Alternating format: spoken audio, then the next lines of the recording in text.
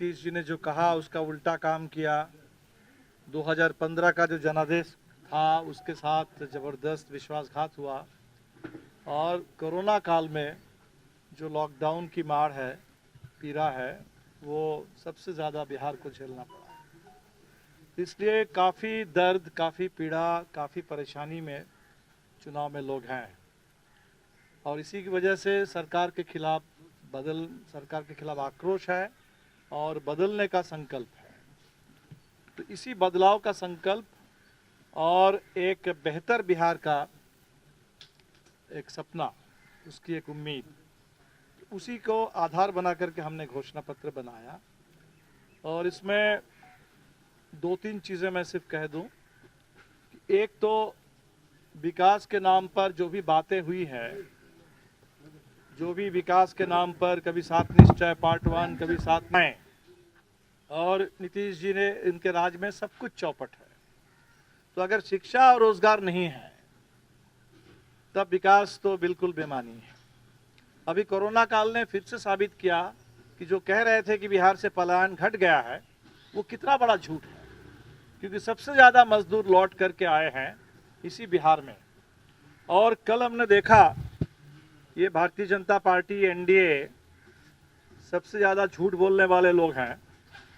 बिहार के प्रवासी मजदूरों को सबसे ज़्यादा तकलीफ झेलनी पड़ी और भारतीय जनता पार्टी प्रवासी मजदूरों को घर पहुंचाने के नाम पर वोट मांग रही है, जो सबसे बड़ा झूठ है।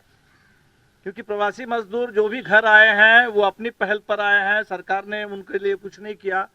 और जब वो बिहार की सीमा पर पहुंच गए उनको रोकने का काम किया सरकार ने, और जब किसी तरह माले के लोगों ने लड़ करके उनको जिले तक, गांव तक पहुंचाने का काम किया, वहां उनको क्वारंटीन सेंटर में डाल करके जो एक तरह से यातना शिविर था उनके लिए।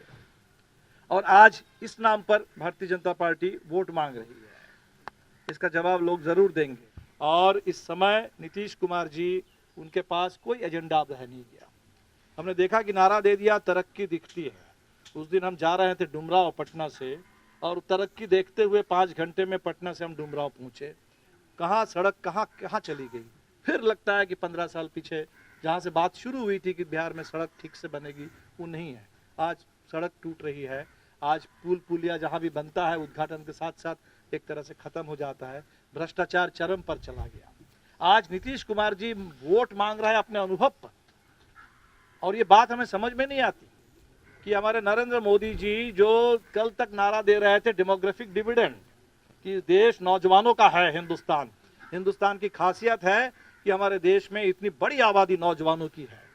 और आज ये 70 साल से ऊपर वाले लोग जो कर्मचारियों के लिए कह रहे हैं कि 50 साल के बाद कर्मचारियों को वीआरएस ले लेना चाहिए, घर बैठ जाना चाहिए, तो कर्मचारियों के लिए 50 साल, और ये 70 साल के ऊपर वाले लोग वो आकर के अनुभव के नाम पर वोट मांग रहे हैं। जिस अनुभव और नौकरशाही को लेकर के, झूठ बोल करके बिहार को गुमराह करने में वो अनुभव खर्च हुआ है, वो अनुभव, उसकी आप कोई जरूरत नहीं है। कि नीतीश जी कह रहे हैं इंडस्ट्री इसलिए नहीं है क्योंकि बिहार में कोई पोर्ट नहीं है और बिहार में समुंदर नहीं है।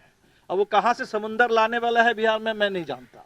और पोर्ट भी आज देश में जितने हैं वो अदानी के लिए बन रहे हैं।